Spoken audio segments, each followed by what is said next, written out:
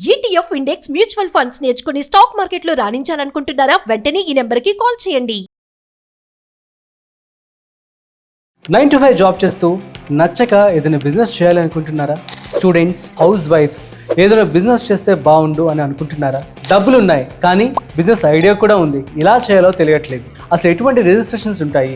అసలు పార్ట్నర్షిప్కి సంబంధించి కావచ్చు, ప్రైవేట్ లిమిటెడ్ కంపెనీ అంటే ఏంటి, పబ్లిక్ లిమిటెడ్ కంపెనీ అంటే ఏంటి, LLP అంటే ఏంటి, అన్లిమిటెడ్ లయబిలిటీ పార్ట్నర్షిప్ అంటే ఏంటి, ఈ విషయాలు అన్నీ కూడా మనము ఈ వీడియోలో తెలుసుకోబోతున్నాం. ముఖ్యంగా బిజినెస్ ఎవరైతే స్టార్ట్ చేయాలనుకుంటున్నారో మీ అందరికీ ఇది మస్ట్ అండ్ షుడ్గా తెలుసుకోవాల్సినటువంటి వీడియో అండ్ ఇన్ఫర్మేషన్. నమస్తే, welcome to business buzz with Rajiv Pasupuleti on Suman TV.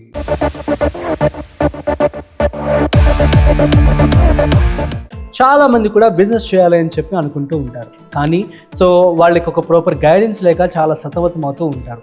For example, చాలా మంది లీగల్ ప్రొసీజర్స్ కూడా ఫాలో అవుతూ ఉంటారు. సో ఏవైతే లీగల్ ప్రొసీజర్స్ కనుక మీరు ఫాలో అవ్వలేదో ఖచ్చితంగా దానికి సంబంధించినటువంటి కాన్సిక్వెన్స్ అనేవి మీరు ఖచ్చితంగా ఫేస్ చేయాల్సి ఉంటుంది. ఫర్ ఎగ్జాంపుల్, మీరు కనుక ఒక బిజినెస్ స్టార్ట్ చేయడానికి కంపెనీ రిజిస్ట్రేషన్ అనేది చాలా మస్ట్ అండ్ షుడ్గా చేసుకోవాల్సి ఉంటుంది. ఒకటి వచ్చేసి సోల్ ప్రొప్రైటర్షిప్, అంటే మీరు ఇందులో ఒక్కరే ఓనర్గా ఉంటారు.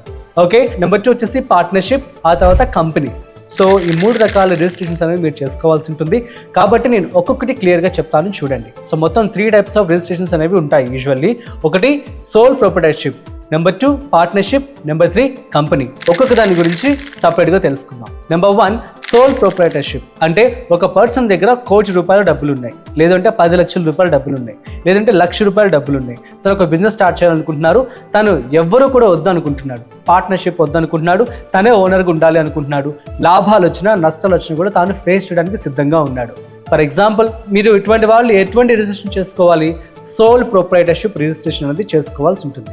అంటే ఇందులో నష్టం వచ్చినా సరే కూడా మీరే భరించాలి, లాభం వస్తే మీరే తీసుకుంటారు. అట్ ది సేమ్ టైం ఏమన్నా జరిగినా, కంపెనీకి ఏమైనా లాస్లో ఉన్నా అది కూడా మీరే భరించాలి.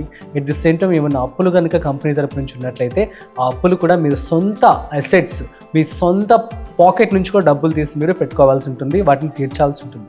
ఓకే, సో దీనివల్ల ఏంటంటే సెక్యూరిటీ కొంచెం తక్కువ అని చెప్పుకోవచ్చు.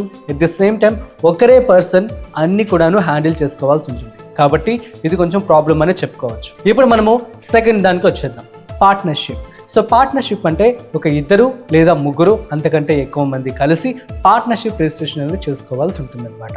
అంటే ఏంటి అంటే ఇందులో 2-3 కలిసి, ఇప్పుడు ఒక పర్సన్ దగ్గర డబ్బులు లేవు అనుకుందాం, ఒక పర్సన్ దగ్గర డబ్బులు ఉన్నాయి, అతని దగ్గర ఐడియా అయితే ఉంది. సో లేదంటే అతని దగ్గర ఒక 10% మాత్రమే ఉన్నాయి, ఇంకొక పర్సన్ దగ్గర 90% డబ్బులు ఇవ్వగలడు.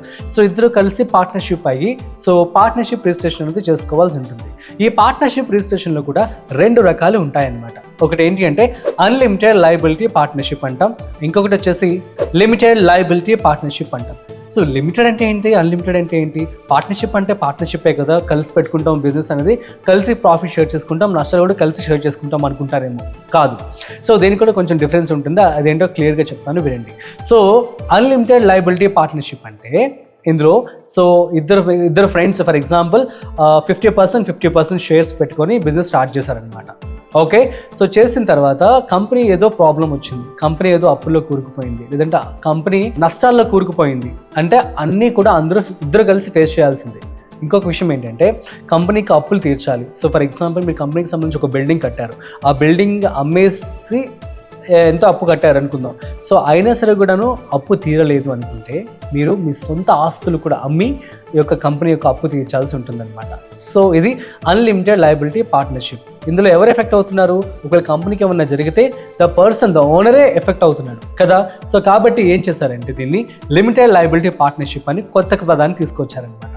సో ఇటువంటి రిజిస్ట్రేషన్ ఏంటి అంటే మీరు లిమిటెడ్, ఫర్ ఎగ్జాంపుల్ మీరు ఏదైతే ఇన్వెస్ట్మెంట్ చేస్తారో ఆ ఇన్వెస్ట్మెంట్ చేసిన డబ్బులు ఆ కంపెనీకి ఏదైతే మీరు ఇన్వెస్ట్మెంట్, ఫర్ ఎగ్జాంపుల్ బిల్డింగ్ కావచ్చు, ఆ కంపెనీలో ఉన్నటువంటి క్యాపిటల్ ఇన్వెస్ట్మెంట్ కావచ్చు, అందులో ఉన్నటువంటి అసెట్స్ కావచ్చు, వీటన్నిటిని అమ్మేసి మీరు యొక్క అప్పులు తీర్చాల్సి ఉంటుంది అనమాట. కంపెనీ కనుక నష్టాలు ఉన్నట్లయితే సో మీ యొక్క సొంత డబ్బులు కావచ్చు, సొంత గోల్డ్ కావచ్చు, సొంత ఏవైతే అసెట్స్ ఉన్నాయో వేటిని ముట్టుకోవడానికి అధికారం లేదు, బ్యాంక్స్కి లేదు, అట్ ది సేమ్ టైం ఎవరికి ఉండదు అనమాట. ఎవరో వచ్చి మీకు అప్పు ఇచ్చిన వాళ్ళు కావచ్చు. ఇందులో 2 రకాలు ఉంటాయి, కంపెనీ కనుక ఎవరికైనా అప్పు ఇచ్చింది అనుకోండి వాళ్ళని డేటార్స్ అంటారు. అదే కనుక కంపెనీ కనుక ఎవరికైనా అప్పు తీసుకుంది అనుకోండి వారిని క్రెడిటర్స్ అంటారు. సో ఫర్ ఎగ్జాంపుల్ వీరు కనుక ఏదైనా జరిగిన కంపెనీకి సంబంధించి ఏదైనా సో కంపెనీ అసెట్స్ మాత్రమే, ఆ కంపెనీ బిల్డింగ్ కావచ్చు, assets what ever it is కంపెనీకి సంబంధించిన పేరున్నవి వాటి మాత్రమే అమ్మి కట్టుకోవాల్సిన పరిస్థితి ఉంటుంది.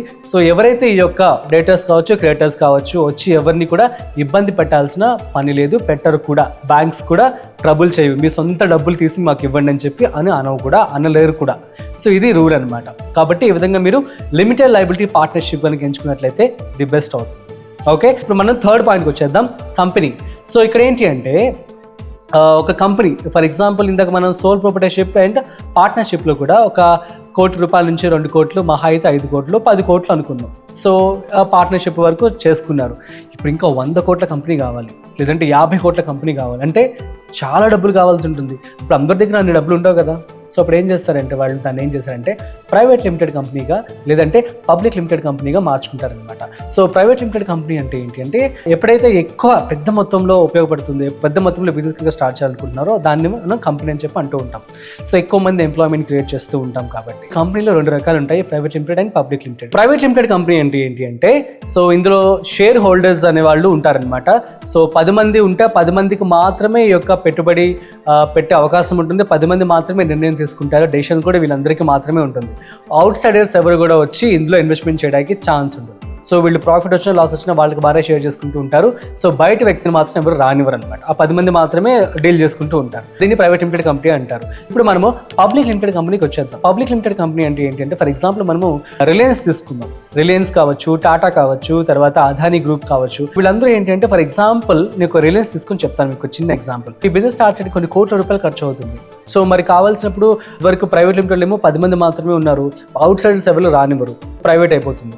కాబట్టి అవుట్ సైడర్స్ అంటే మనం, సో ఎవరైతే కామన్ హ్యూమన్ బీయింగ్ ఉన్నాడో అతను కూడా వెళ్ళి ఇన్వెస్ట్మెంట్ చేయొచ్చు అనమాట. దీన్ని మనం పబ్లిక్ లిమిటెడ్ కంపెనీ అంటాము. ఓకే, పబ్లిక్ సెక్టర్ అనుకోవచ్చు. సో ఏంటి అంటే ఇందులో కామన్ పర్సన్ కూడా వచ్చి పెట్టుబడి పెట్టుకోవచ్చు. ఫర్ ఎగ్జాంపుల్ రిలయన్స్ తీసుకున్నట్లయితే ఇందులో 51% అంబానీ యొక్క ఆస్తులు అని చెప్పి అనుకుంటే మిగతా 49% కూడా పబ్లిక్ వాళ్ళు ఉంటాయన్నమాట. సో అంటే పబ్లిక్లో ఆ 49%ని కొన్ని షేర్స్గా వాళ్ళు డివైడ్ చేస్తారు. ఫర్ ఎగ్జాంపుల్ ఆ 49%కి 10 కోట్ల షేర్స్ అని చెప్పి అనుకుందాం. ఓకే, ఒక షేర్ వచ్చేసి ₹100. సో ఒక కామన్ మ్యాన్ కూడా ₹100 ఈజీగా పెట్టుబడి పెట్టగలరు కదా. అదే కోట్ల రూపాయలు అంటే పెట్టలేకపోవచ్చు కామన్ మ్యాన్. సో ఈ విధంగా పబ్లిక్ కూడా ఇంతకుముందు ప్రైవేట్ లిమిటెడ్ కంపెనీలో బయట వాళ్ళు ఎవరిని రానివ్వరు.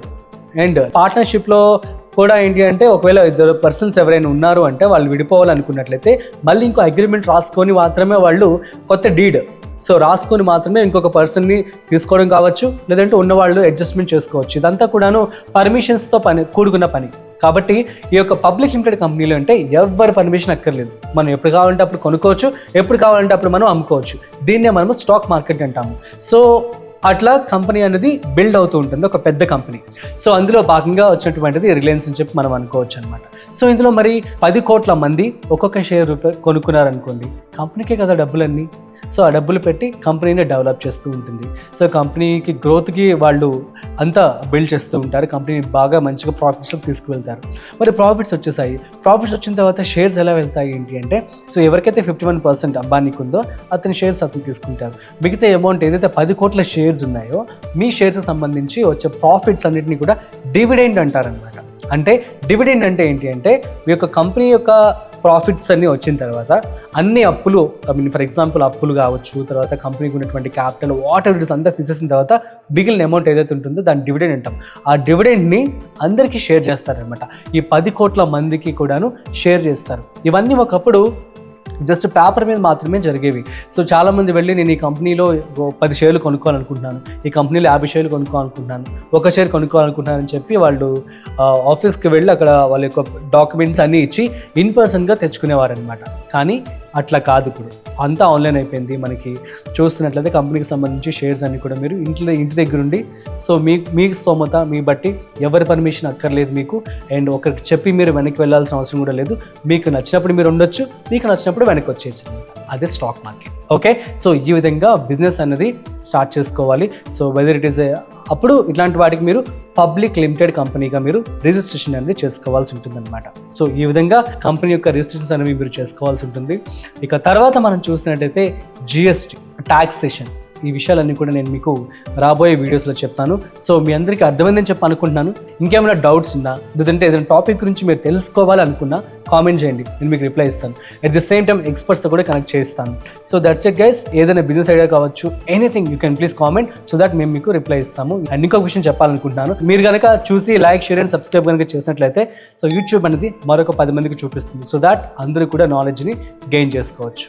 Stay tune to Suman TV.